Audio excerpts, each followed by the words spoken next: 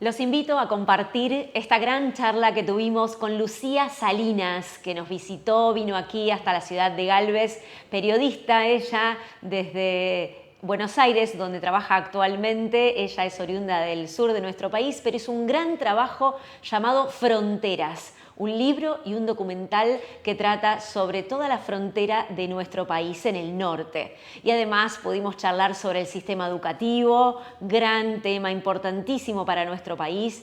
Pudimos hablar de judiciales, que es el tema por excelencia que ella maneja en su ámbito laboral, y conocerla un poco más y charlar sobre la vida cotidiana también. Así que quédense, que se viene esta charla con Lucía Salinas.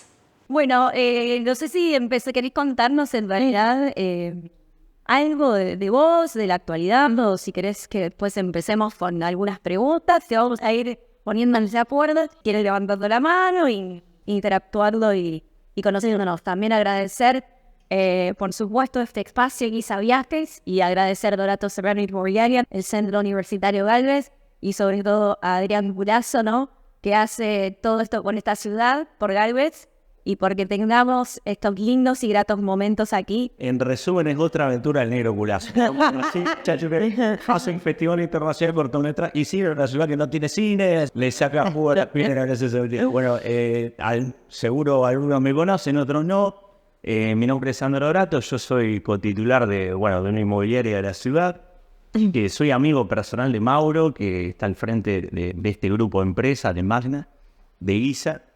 Y de alguna manera los dos, obviamente militando profesionalmente en rubros distintos, compartimos por ahí la visión de intentar, usando un dicho de inmobiliario, preocuparnos un poco por el metro cuadrado que nos rodea. Desde hace un tiempo pensamos en cómo aportarle a la ciudad desde diferentes andariveles o perspectivas, cosas que produzcan cierta riqueza social y que nos permita a los galvenses nutrirnos de otros recursos. Y una de las cosas que se nos ocurrió es empezar a generar eventos de interés general, traer a la ciudad de diferentes personalidades. Este es un personaje increíble. Te iba a preguntar cuándo arrancaban. Increíble. La conocí sin vino y con vino. No cambió mucho. Bueno. No, y un poco lo que nosotros entendemos es que para las ciudades pueblo como estas, Internet cambió mucho las cosas. Hoy no hay excusa para no elevar la vara o para proponerse objetivos ambiciosos, porque no necesitas puertos, aeropuertos. Hoy la fibra óptica es la autopista más grande del mundo, te permite llegar a quien sea. Y bueno, todos los que alguna vez motorizamos algún emprendimiento, un disparador que ha tenido que ver con quizás alguien a quien admiramos o seguimos o nos inspira, sabemos lo importante que es el poder de la palabra, sobre todo cuando viene de la mano de alguien que tiene la autoridad de una carrera, de una trayectoria.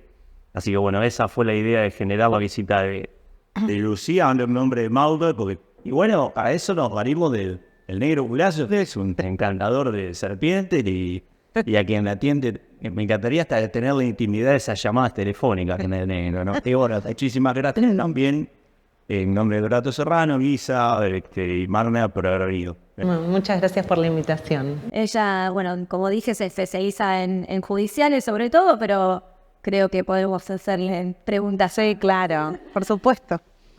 Bueno, vos como arrancaste entonces, nos contaste, bueno, tuvimos una charla previa anoche que su semillita por el periodismo nació desde muy chiquita. Sí. Así que desde allí, bueno, ella es de Río Gallegos. Sí, o el interior podría ser el resto del país desde el lugar en el que uno esté, ¿no? Sí. Quizás nos falta un poco cambiar algunas cosas en lo discursivo, que es lo que le discuto mucho a veces a la narrativa que predomina. Vengo de una provincia particular, compleja, que amo profundamente. Me siento orgullosa de la tierra de la que vengo, sobre todo por la familia que tengo. Mis padres, mis hermanos, todos de Río Gallegos. Bueno, mi papá no en realidad, pero desde muy joven en Río Gallegos y es su tierra. Y creo que un poco la pasión o el amor por recorrer, por salir un poco de nuestro lugar, nace con ellos, de esos largos viajes de vacaciones que eran exclusivamente por tierra porque no había otra manera de financiarlos y eran 3 días de ruta, era recorrer, era conocer distintos puntos geográficos y aprender a mirar. Digo, hay algo ahí que se combina mucho con la profesión, que es aprender a mirar, aprender a escuchar, salir un poco del lugar para conocer a los protagonistas en su historia, el hombre y sus circunstancias finalmente. Así que así empezó un poco esta aventura que es el periodismo. Llevo 11 años como integrante del staff de la redacción del diario Clarín. Me especializo en temas judiciales. Tuve un año y medio que fui corresponsal de Clarín desde Santa Cruz, porque una vez que me gradué de la universidad regresé a Río Gallegos, estuve un tiempo viviendo allí, ejerciendo mis 2 profesiones, porque soy profesora de música también, y daba clases, me especialicé en la educación musical y también ejercí el periodismo. Después, bueno, hubo que optar por una de las 2 profesiones y me quedé con el periodismo. Extraño siempre la docencia musical, creo que es una de las cosas más gratificantes que he hecho en mi vida, sobre todo en establecimientos públicos. Y añoro que la educación pública vuelva a ser un lugar de oportunidades, de construcción, de encuentros, algo que se ha ido deteriorando como tantas cosas en nuestro país a lo largo de tantas décadas. Y después ya me radiqué en 2013 en Capital Federal y allí me dediqué exclusivamente al periodismo dentro del Grupo Clarín e indagando en algo que posiblemente es lo que más me gusta dentro de la gráfica, que son las investigaciones, la escritura de libros. Fronteras, que lo presentamos ayer, es mi nuevo libro, mi 5º libro. 3 fueron en coautoría, 2 individuales. Y la verdad es que me ha permitido recorrer un poco más allá de mis propias fronteras, conocer otras historias en otros lugares y poder dar cuenta de ello también. Así que por allí transita hoy un poco mi vida profesional. Bueno. Me parece que el problema es multifacético. Creo que la escuela es una gran caja de resonancia de lo que ocurre en nuestra sociedad y gran parte de nuestros problemas radican en una cuestión económica y también en una visión de cómo, en qué se debe invertir y en qué no. Y eso indefectiblemente repercute allí. En la escuela digo como un lugar emblemático de lo que entendemos dentro del sistema educativo, porque un sistema educativo es mucho más amplio, es mucho más compleja, la comunidad es sumamente disímil, tiene padres, tiene alumnos, tiene familias, tiene nuevas conformaciones familiares, tiene nuevas inquietudes, nuevas preguntas por parte de la comunidad de los alumnos, tiene otros docentes, otras herramientas, otros desafíos. Y me parece que nuestro sistema educativo es un sistema que se sigue pensando con estructuras que ya son añejas, son viejas. No me gusta la palabra vieja. Obsoleta es una buena palabra posiblemente, porque antiguo, obsoleto, que ya no responde a las necesidades de la sociedad actual. Digo, la educación, el sistema educativo tiene que tener un vínculo intrínseco con el tipo de sociedad que hoy somos, con las necesidades de la sociedad actual, con la discusión pública que hay en esta sociedad. Y creo que la pandemia terminó de exponer todo esto, cuando el desafío fue fue una educación más digitalizada, por decirlo de alguna manera, ahí nos dimos cuenta de algo que no nos era ajeno, pero lo expuso brutalmente. Desde... El docente aprendió junto con el alumno a... Sí, que a mí ese proceso no me parece mal, porque digo, que el docente vaya aprendiendo con el alumno es hasta sano, podríamos decirlo de alguna manera. Pero nos encontramos con docentes que no podían ni verbalizar consignas, que no se podían hacer entender fuera del ámbito de un aula o de un pizarrón. Y después nos expuso algo que es más doloroso, que es la brecha. Porque nos dimos cuenta, algo que tampoco nos era ajeno, la cantidad de niños sin acceso a una buena comunicación, sin acceso a una vivienda con espacio, sin acceso a una comunidad familiar que los ordene, que los contenga. Digo, y a ese niño después lo evaluamos con un sistema que no tiene nada que ver con su realidad. Entonces empieza la deserción, empieza la frustración, el docente que no puede construir con ese alumno, el directivo, y las escuelas que empezaron a cumplir otro rol. Las escuelas empezaron a ser la garantía de una comida diaria para muchos niños y niñas y adolescentes. Y también el lugar de contención para que los padres puedan trabajar más horas, porque a fin de mes no se llega con un solo trabajo, incluso si todo el núcleo adulto familiar está trabajando. Me parece que es un poco lo que vemos, es una radiografía de la sociedad que hoy tenemos. Y me parece que hay un desafío en entender que el Estado nunca puede correrse de tener la educación como una política pública. Digo, esa es una obligación del Estado, en hacerla accesible, brindar oportunidades y después una discusión dentro de la comunidad educativa. Digo, ¿qué estamos enseñando? ¿Qué estamos recepcionando de los alumnos? Digo, ¿cómo utilizar las nuevas tecnologías sin que las nuevas tecnologías nos manejen el aula? ¿Cómo pensar un aula que sea más allá de...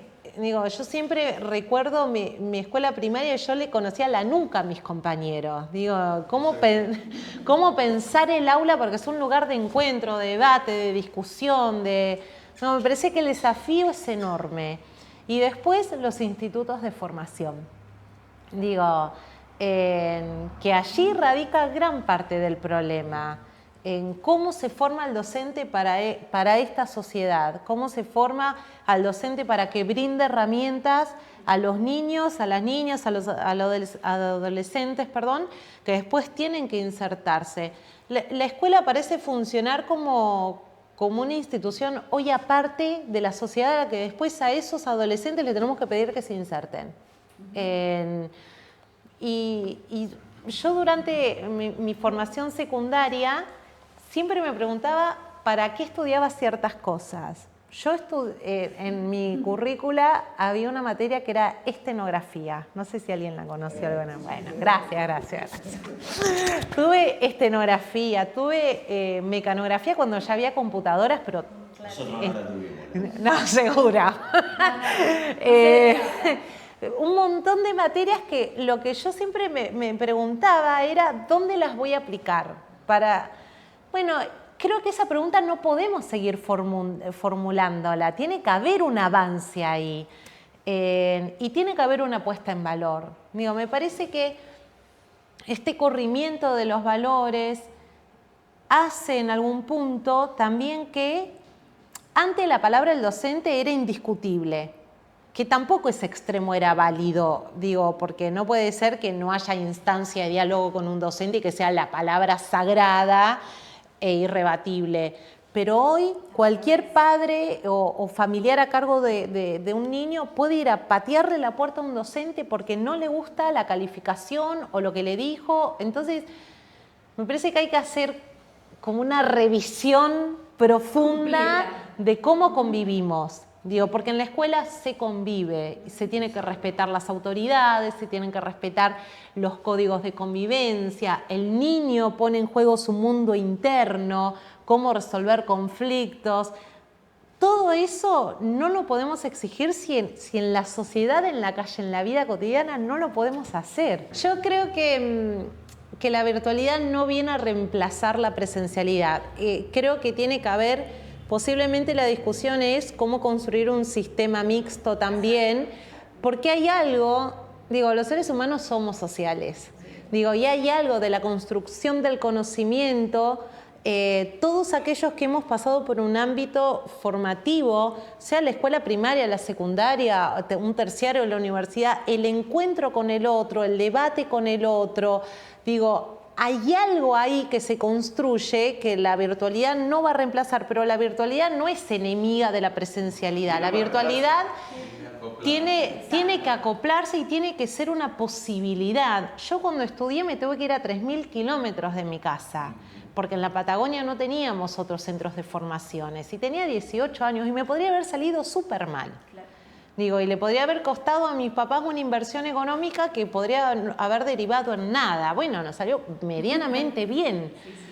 Pero para mis papás también fueron años de un esfuerzo económico sobrehumano, mandar a sus hijos a darles la posibilidad de hacer algo que ellos no tuvieron. Lo que pienso es que pensaron como una nueva educación trae todas estas discusiones y una cosa no puede sustituir a la otra, pero tienen que pensarse de forma conjunta, digo, porque posiblemente la virtualidad y el hogar sean en etapas para un proceso y cuando nos encontremos en un aula sea para otra etapa de ese proceso formativo.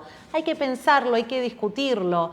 Digo, y eso también viene acompañado de una discusión salarial, porque es una puesta en valor de los docentes, que los docentes revaliden, digo, que los docentes también le muestren a las familias que son las mejores personas, las más capacitadas para estar frente a una tarea tan relevante como es educar o educarnos en realidad, es educarnos. Yo creo que ahí opera algo que es como el pragmatismo. Digo, para un núcleo familiar donde la organización depende de que la escuela esté abierta, porque es el tiempo en el que los padres, los tíos, quien esté a cargo de esos niños, puedan salir a trabajar, a veces es una complicación enorme cuando esa escuela cierra, cuando hay paro, cuando se rompe el gas, la luz, el agua y no funciona. Entonces, hay muchos que han migrado a la educación privada para garantizarse el funcionamiento. Y eso también nos ha confrontado y empezó a ser la escuela pública el lugar de quienes no podían pagar otro tipo de educación.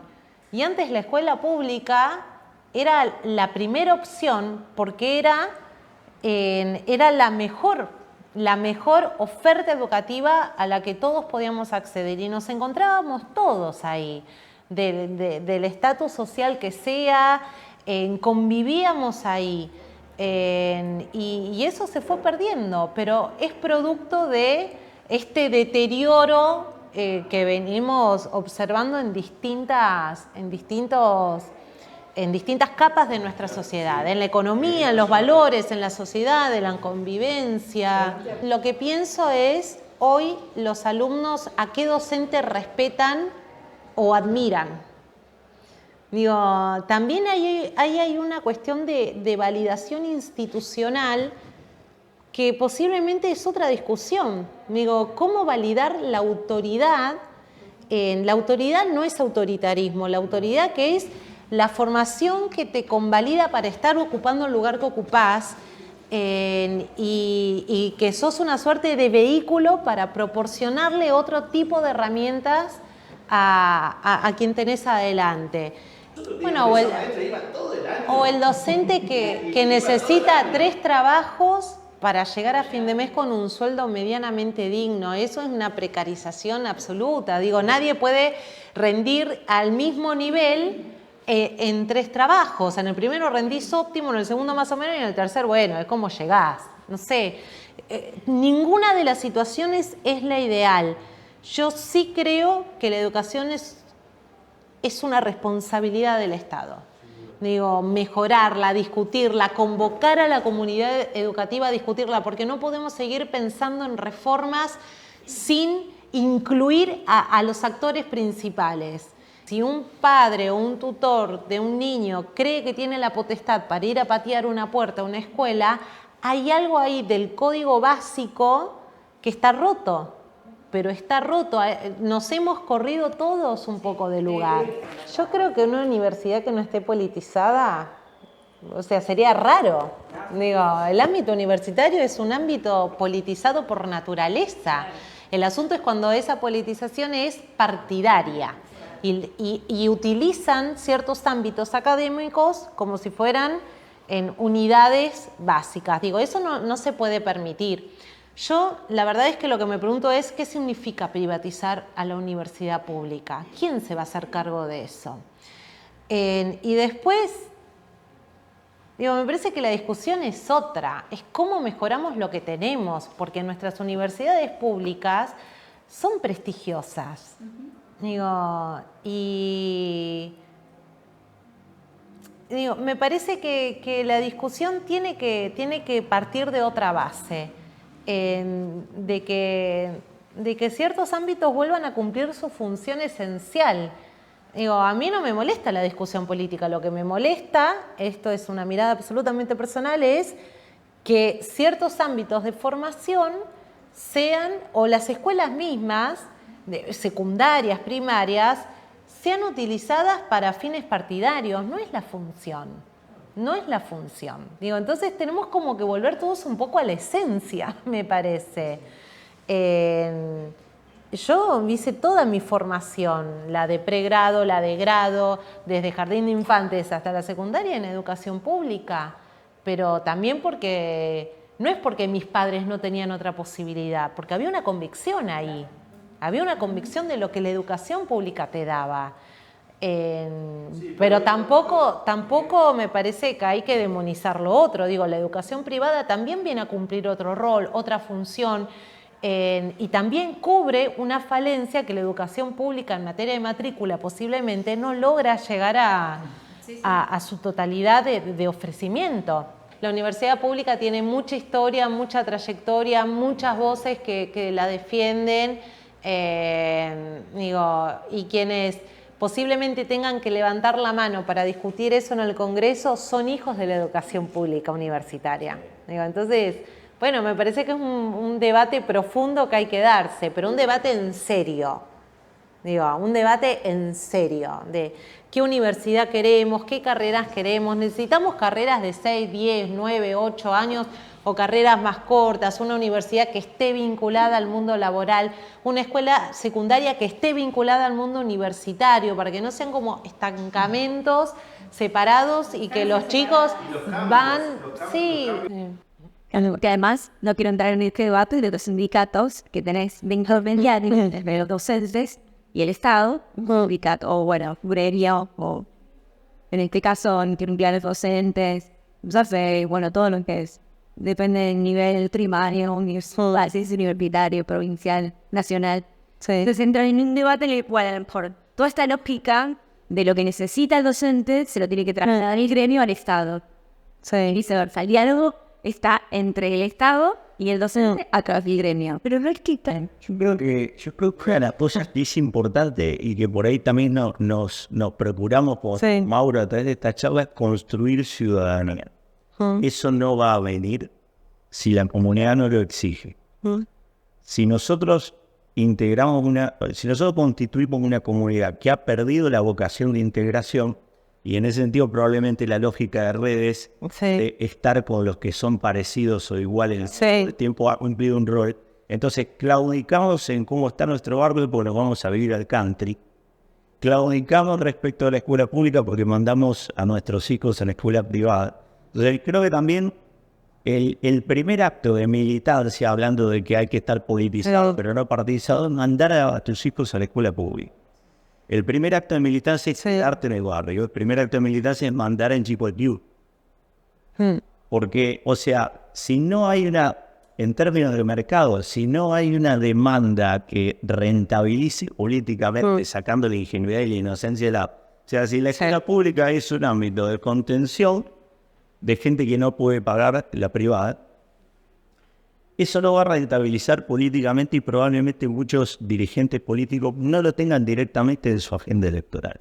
O sea, tengan lo que tenés hoy, un vacío desde el punto de vista de la política y sindicatos que básicamente cuidan su puesto de trabajo. Sí, hay también cuestiones de, digamos, yo iba a la universidad, Mauri, con gente que ha pagado colegios carísimos y que no han pasado el primer año de la facultad. Hay una cuestión, me refiero global, es de pertenecer también. De pertenecer a un ámbito, de juntarme con los que son iguales a mí, de los que piensan igual que yo, de los que juegan al rugby conmigo. Y creo que también construir ciudadanía es volver a poner en valor esos ámbitos de integración que tienen que ver con el barrio y un club de escuela. O sea, en el barrio estaba la mega casa de tu vecino que era millonario, estaba la casa tuya, estaba la casa del tipo humilde, y en el club te picaba yo en la zona. Aparte, empezando porque la dirigencia política debería mandar a sus hijos a la escuela pública. Bueno, me parece que los argentinos siempre creemos que lo que nos pasa a nosotros no le pasa a nadie más, que somos exclusivos. Y la verdad es que me parece que hay una cosa que la pandemia vino a exponer a nivel global, que son crisis de representación de sistemas tradicionales. La escuela como la habíamos concebido, la dirigencia política tradicional como la habíamos conocido, en los espacios de representación más convencionales. Me parece que todo eso empezó a crujir durante la pandemia y algo de la autogestión de las personas volvió a despertarse. Y los padres que se organizaban para que los chicos tengan clases, y la gente que empezó a tejer otra suerte de redes para contactarse con el vecino y construir otras cosas. ¿Cuántos emprendimientos privados han sido hijos de la pandemia? Entonces, algo de la autogestión ahí volvió como a tomar otro lugar, me parece. Yo es lo último que digo respecto a la educación pública. Me parece que hay un lugar que no podemos perder nunca, y es que en algún momento fuimos una bandera, un norte en la región respecto a cómo entender el rol de la escuela en la sociedad. Me parece que la discusión que tenemos que tener por delante es qué tipo de escuela necesita esta sociedad, qué escuela tenemos que construir, y nos tenemos que arremangar todos. ¿Cómo? La verdad es que el Estado somos todos, después está el Poder Ejecutivo que toma las decisiones, el Poder Legislativo que tiene que debatir y aprobar las leyes que mejor hagan funcionar nuestro sistema, y el Poder Judicial su responsabilidad también.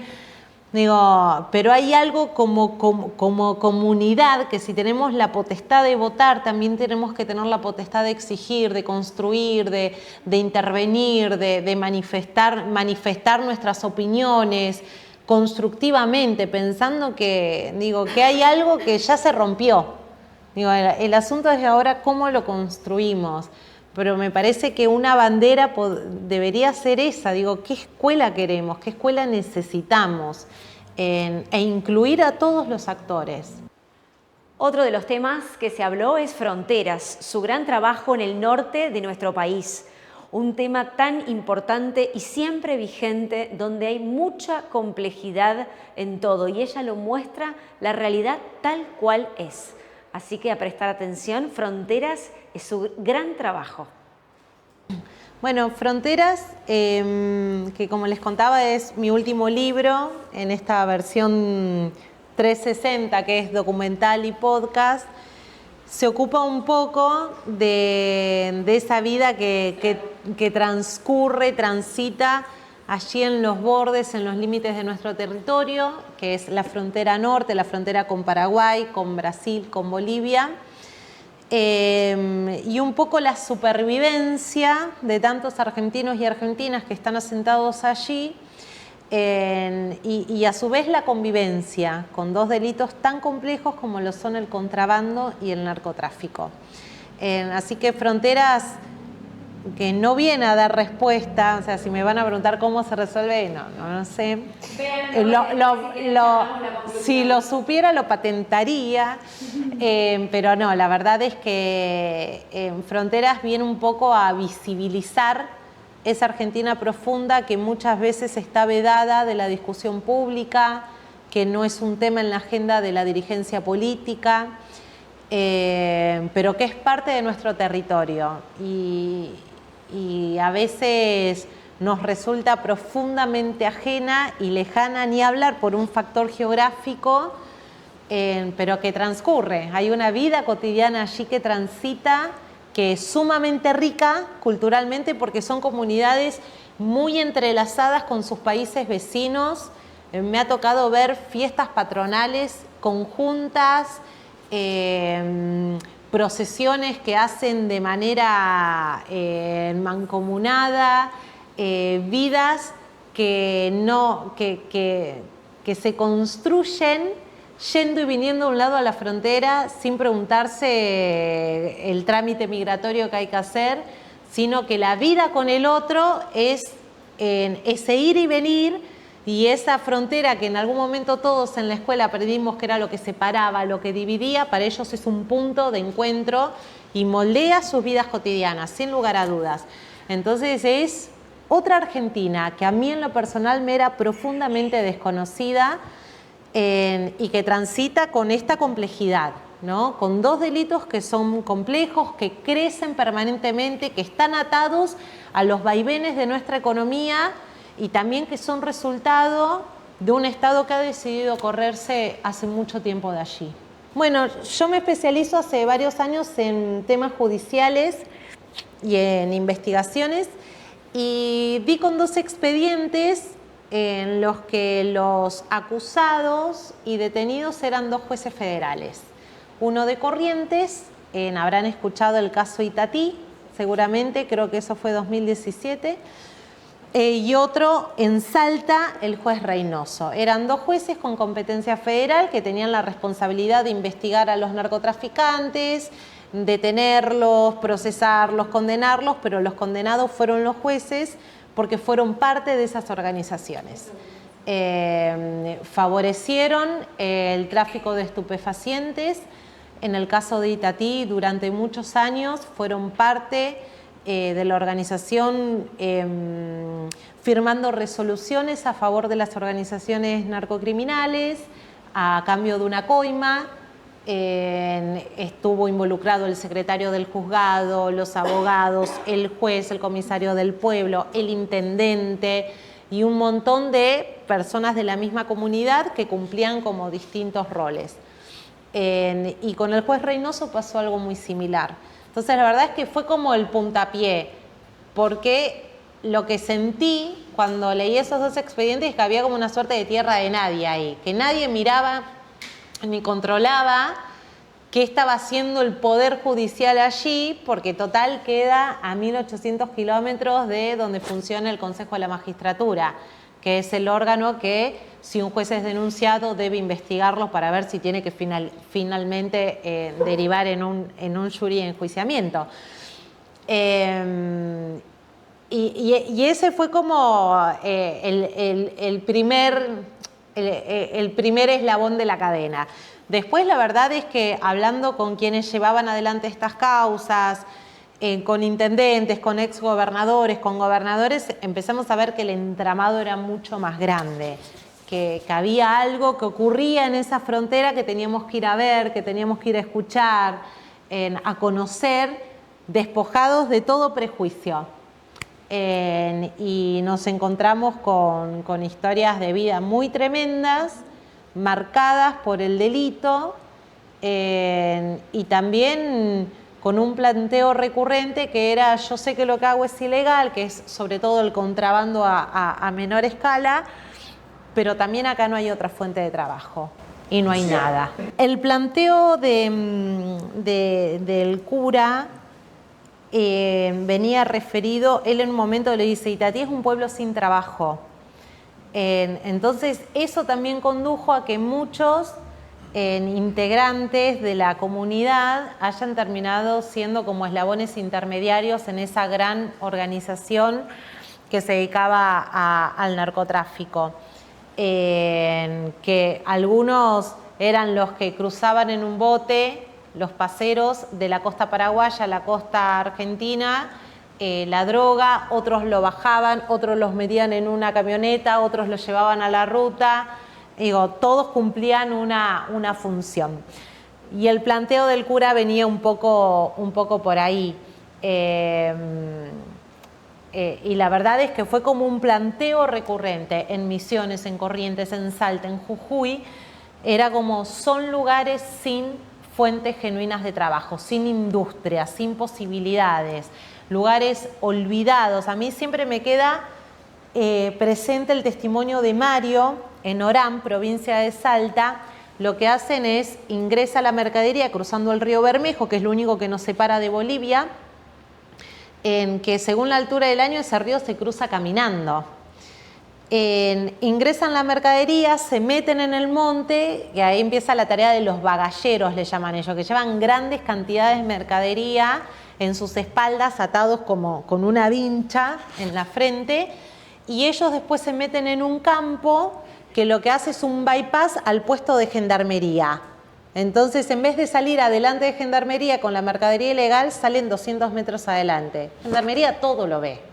Digo, pero esa salida es en un campo privado que lo gestiona un señor que se llama Mario. Y que él en un momento dice, hace 30 años que se han olvidado de nosotros. No hay nadie que mire por el norte del país. Digo, y dice, ¿y esto es ilegal? Sí es ilegal. Y él dice esta frase, pero al menos está esto, que muchos hacen lo ilegal honestamente. Porque al final del día es lo que les permite comer. Y al final del día son 15.000 o 20.000 pesos.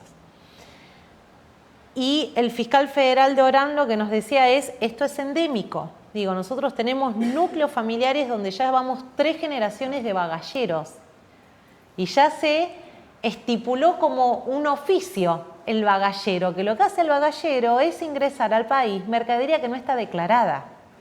El asunto es que en esos bultos cerrados puede ingresar cualquier cosa. Y un juez federal de la zona me decía, yo no puedo seguir teniendo 2.000 expedientes en mi escritorio solo de bagalleros. Nosotros tenemos que ir a las cabezas. Lo que hay que cortar es la oferta y la demanda de estas organizaciones criminales. Entonces es una realidad compleja, porque si a esa gente solo se le va a caer con el peso de la ley, la justicia no tiene otra función, la justicia tiene que velar por el cumplimiento de la ley y juzgar cuando la ley es violada, sin lugar a dudas, pero el propio Poder Judicial y el Ministerio Público Fiscal lo que están planteando es, acá hay que discutir otras cosas, porque si no viene el Estado con la dirigencia política, con decisiones políticas de llevar acceso es acceso a una red de agua potable. 40 años de democracia ininterrumpida y tenemos enormes núcleos de poblaciones de nuestro país que no tienen agua potable, que no tienen luz, que no tienen energía. Un lugar sin energía es un lugar que no puede tener ningún tipo de industria, que no va a generar fuentes de trabajo genuina. Digo, entonces la respuesta, una vez más, es multisectorial, es multidisciplinaria. Y nos encontramos con esos testimonios. Que un poco la idea de Fronteras fue dar visibilidad y que se discuta lo que me ha pasado en cada uno de los lugares donde hemos ido presentando Fronteras. Hablo en plural porque Fronteras es solo resultado de un trabajo en equipo enorme, que después les voy a contar quiénes fueron. Es la posibilidad de discutir, de visibilizarlo, de escucharlo. Me acuerdo cuando lo presentamos en Buenos Aires que había integrantes del Poder Judicial, del Ministerio Público Fiscal, había un exministro de la Corte y estaban todos sorprendidos. Pero además hay otra cosa, gran parte de lo que se vende en Avellaneda, en Flores, en la Salada, ¿se acuerdan de la Salada, no? Todo eso ingresa por esa frontera norte del país. No, pero también para entender que sin recursos a veces es complejo, porque, y no estoy defendiendo a nadie, porque si hay un poder del Estado que se debe a una discusión profunda sobre cómo funciona, es el Poder Judicial. Porque en Salvador Massa, que es una de las fronteras también más calientes, si ese término corresponde, con Pocitos, allí ocurrió un crimen en manos de dos hermanos que son como los patrones, o eran los patrones del lugar, dos hermanos dedicados al narcotráfico, los hermanos Castedo. A Liliana Ledesma la asesinaron hace 16 años. 16 años después hubo una condena. No existe. ¿Qué justicia es para esa familia? Cuando estaban los responsables detenidos, pero siempre presentaban el recurso que impedía el inicio del juicio. ¿Quién se favorece en esa circunstancia? Y una familia, 16 años esperando una condena. Entonces también ahí hay una discusión respecto a los plazos, respecto a los fueros. Muchos de estos jueces eran multifueros, ahora le fueron sacando algunas competencias para que se dediquen exclusivamente al narcotráfico, al contrabando también. Pero la discusión una vez más tiene que incluir a las personas. Digo, tiene que incluir al bagallero, al pasero, con nada, al que encontrás ingresando droga, y sí, lo tenés que investigar, lo tenés que detener. Al que está ingresando mercadería que no está declarada, también. El problema es que esa no puede ser la única investigación. No puede ser el único expediente que vos tengas radicado en el juzgado.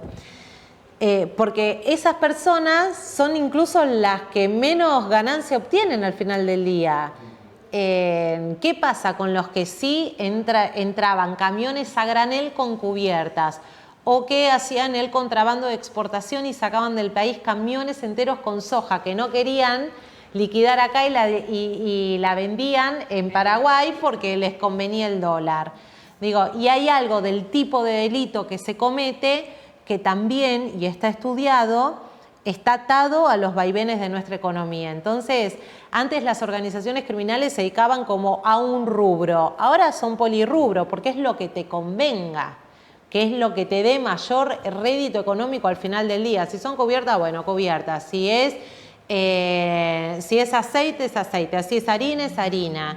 Y también nos explicaba un fiscal federal de narcocriminalidad de Paraguay que ellos, siendo uno de los principales productores de marihuana, el problema que estaban teniendo es que ahora les estaba ingresando cocaína desde el sur de Brasil, y estaban teniendo muchísimos problemas con eso también. Entonces, una vez más, no es un problema exclusivo nuestro, es un problema que ocurre cuando tu vecino es el principal productor de cocaína de la región y tu otro vecino es el principal productor de marihuana de la región. Y cuando hablamos de un delito como un narcotráfico que mueve un dinero que no lo mueve nada en el mundo y que gran parte de ese dinero se destina a la compra de voluntades. Entonces ahí están los jueces que no investigan y que cobran una coima, las fuerzas federales que dejan pasar los camiones que recorren 4 provincias prácticamente hasta llegar a Rosario, al Gran Buenos Aires o a la ciudad autónoma de Buenos Aires. La gente que ve que eso pasa y no acciona porque hay voluntades que se van comprando. Y en el medio un montón de argentinos y argentinas que viven con nada. Entonces es un escenario sumamente complejo. No, es una maquinaria que funciona y es la empresa más exitosa que tiene este país. La región, el mundo. El narcotráfico, yo les mencioné 2 expedientes judiciales y no son los únicos. Hay fiscales federales también involucrados en otras causas, hay políticos también investigados en otros expedientes. No es toda la dirigencia política, pero hay eslabones que son parte de expedientes judiciales y esa es la realidad. Entonces la connivencia está manifiesta en expedientes que están en manos de la justicia.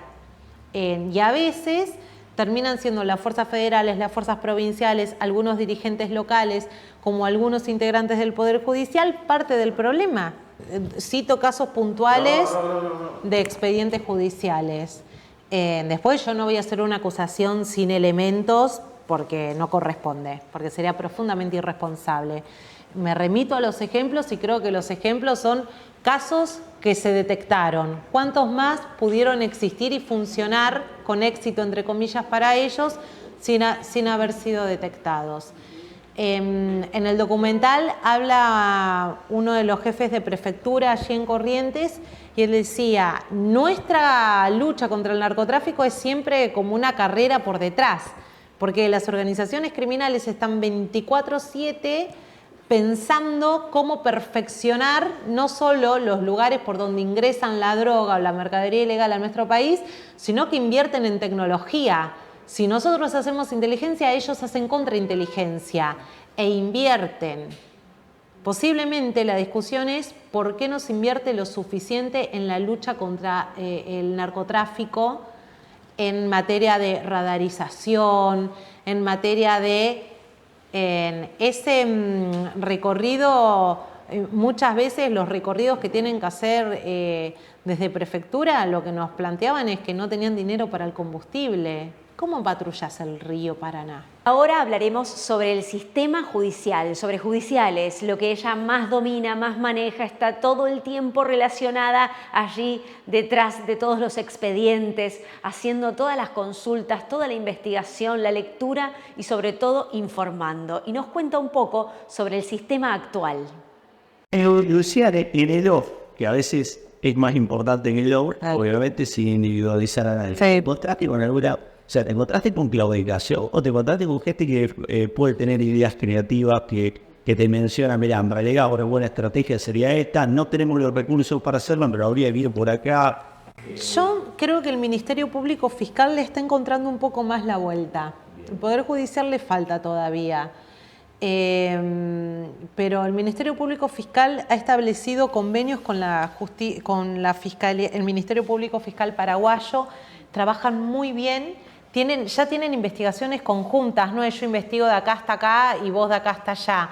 Entienden que si para la organización narcocriminal no hay distinción de frontera, para la investigación tampoco. Entonces, y también lo están haciendo con la justicia de Brasil y han desbaratado grandes organizaciones de contrabando, esta que yo les mencionaba de las cubiertas a granel, y ahora estaban con una investigación muy grande de contrabandos de vinos que ocurre con Brasil y con Paraguay. Ahí le han ido encontrando un poco la vuelta. Claramente tenga que ser algo interjurisdiccional, también pensar en un fuero más específico posiblemente, todo eso es inversión. Porque en muchas fiscalías o juzgados que recorrimos, Internet se cae todo el tiempo, por ejemplo. Bueno, no puede suceder. No puede suceder. La trazabilidad es mucho más compleja. Se han perfeccionado, y lo admite la propia justicia, se han perfeccionado a niveles enormes, también producto del caudal de dinero que manejan. En algunas instancias creo que están haciendo un trabajo al respecto. La Procuraduría de Narcocriminalidad, la Procunar, creo que es de las instancias que mejor está funcionando y de hecho es la que ha llevado adelante estas investigaciones en las que han caído jueces, fiscales, gente del propio gremio, por decirlo de alguna manera, que es muy complejo para un fiscal federal llevar a la cárcel a otro fiscal federal. Ahí se rompe algo, y creo que la Procunar, que también es responsable de muchas de las investigaciones que se han llevado adelante en Rosario, le ha encontrado mucho más la vuelta con costos personales enormes también, porque saben a lo que se enfrentan, pero me parece que el camino es un poco esta cuestión multidisciplinaria, la necesidad de más recursos, la necesidad de perfeccionar al personal y también entender que la justicia, esto incluye a jueces como a fiscales, puede accionar dentro de su jurisdicción, valga la redundancia, pero después hay toda otra competencia que es de responsabilidad del Poder Ejecutivo, que es diseñar una política criminal, que es determinar junto con el Procurador General de la Nación cómo se va a luchar contra la criminalidad en nuestro país, qué recursos se van a volcar allí, cómo se va a invertir en materia de inteligencia. ¿Para qué vamos a utilizar la Agencia Federal de Inteligencia de nuestro país?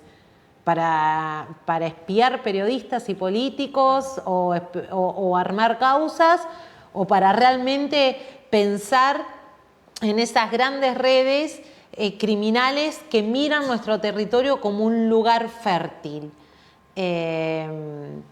Entonces me parece que la discusión va un poco por ahí, pero yo siento que la discusión se está dando dentro de la justicia. Yo creo que así como lo que hablábamos del norte, de esta frontera norte de nuestro país, donde el Estado ha decidido correrse claramente y donde el Estado se corre, las organizaciones criminales son muy ávidas en ocupar esos espacios, ha ocurrido también en Rosario. Es un territorio cedido. Digo, lo que se disputan las organizaciones criminales es el poder territorial. Pero se lo disputan porque se están disputando más metros cuadrados de un territorio que ya manejan. Digo, y eso ha sido una tierra cedida. Entonces el Estado, decisión política. Justamente, por omisión o por comisión. Pero la responsabilidad siempre es de la dirigencia política. Digo, la soberanía territorial, el gobierno del territorio, la administración del territorio, es responsabilidad de la dirigencia política, nacional, provincial, municipal, digo, cada uno con el rol que se le ha asignado dentro de nuestro sistema republicano. Digo, y la verdad es que así como una decisión política en algún momento de correrse, digo, bueno, ahora se debe tomar la decisión política de volver a ocupar ese espacio. Es muy complejo. Es complejo, sobre todo cuando hay una ciudadanía que es rehén de eso. Breve introducción a medios, vos que acá hay gente de medios, vos formás parte de medios. Me imagino que te pones a leer los expedientes, cómo arranca la investigación, por dónde vas, llamás, contactás, de decir, bueno, mirá que va a pasar tal cosa, tal otra, cómo es esto, cómo buscar la información, chequearla, hasta que, bueno, te sale de luz. Es mucha lectura, es mucha lectura y después, obviamente, consultar a los involucrados, a los que investigan, a los que son investigados. Es como reconstruir un poco lo que está volcado en el expediente. Me parece que siempre el desafío es poder llevarlo de la manera más llana posible a quien no maneja las cuestiones técnicas, pero cuando entendemos que ahí hay una historia que hay que contar, es todo un proceso. Bueno, yo me especializo en temas de corrupción e investigaciones. Digo, cuando perdamos la capacidad de asombro con la corrupción, ahí vamos a tener un problema. Me parece que toda causa es llamativa de por sí. El tema del bolso, todo el tema también de Lázaro, por ejemplo. Sí, es como que vamos corriendo el umbral de asombro. Entonces, también a mí lo que siempre me asombra es como una suerte de resignación que aplicamos. Decimos, al final el otro gobierno no era tan corrupto, porque mira este, y el que siga, al final este no era tan corrupto, porque mira este. Entonces es como vamos corriendo, y quizás lo que me asombra es eso, la naturalización. Cuando pasó lo de los bolsos de José López, que había una encuesta que era como, José López arrastró o revolvió los bolsos. Y la encuesta decía revolvió los bolsos. Y nunca los revolvió. Pero nos quedamos con esa construcción, lo que hizo fue arrastrarlo, porque no lo podía ni levantar del peso que tenían. O las imágenes de la Rosadita pesando el dinero. Digo, porque después hay otra corrupción más fina que no vemos, tan materializada, pero que ocurre, que son los grandes negociados. Digo, me parece que el problema es la corrupción, pero es la corrupción como sistémica. Desde el subsecretario más pequeño de un organismo hasta la cabeza de un ministerio. Digo, cuando hay caminos clandestinos creados en todas las instancias para que cada uno pueda hacer su pequeño negociado. El jardinero, el secretario privado, el chofer, porque para un sector de la sociedad son causas armadas, para otro es justicia. Entonces, según de los medios, de las sentencias judiciales, de los políticos, un poco como empezamos esta charla hoy, que es un poco esa crisis de representatividad generalizada que estamos viviendo, que eso es lo que atenta contra la credibilidad de cualquier poder del Estado, cuando todo es en función del contexto, del contexto inmediato. Digo, el Estado ideal es el que nos plantea la Constitución Nacional, que es la división de poderes. Pero ya todos hemos naturalizado que el Poder Judicial y el Poder Ejecutivo no están divorciados, no se quieren divorciar. Entonces, cada gobierno que llega quiere llegar con una reforma judicial bajo el brazo, a ver si amedrenta un poco, o cada uno quiere, hemos naturalizado este presidente o el anterior, la Corte Suprema que este gobierno quiere. No es la que el gobierno quiere. Sí, el presidente tiene la potestad de elegir al candidato para la Corte, pero después eso tiene que pasar una instancia de discusión en el Senado, una mayoría especial, los 2/3, una evaluación de los papeles de esos candidatos, pero el discurso naturalizado es la Corte que este presidente quiere. No estoy hablando puntualmente de este, pero cabe, digo, pero la Corte que quería Macri, la Corte que quería Néstor y Cristina, la Corte que armó Carlos Menem, digo...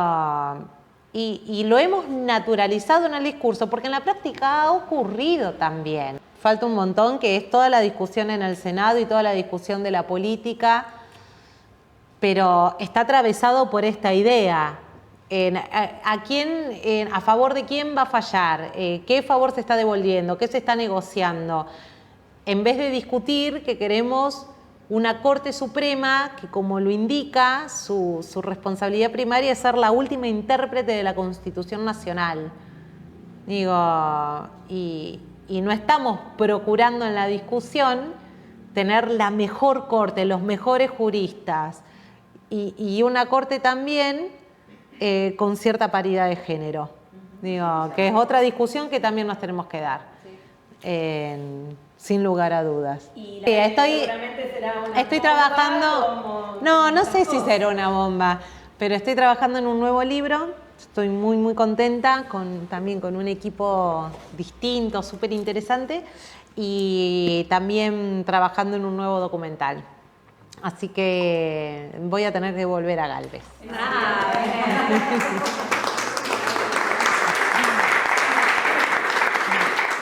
Esperamos que hayan disfrutado muchísimo esta charla con Lucía Salinas, tanto como nosotros. Una charla que enriquece, que hace que la ciudad también sea importante y vayamos pensando en cómo mejorar nuestra sociedad. Agradecemos a Dorato Serrano Inmobiliaria y a Guisa Viajes por hacerlo posible. Y muchas gracias a todos ustedes por estar allí del otro lado. Hasta la próxima.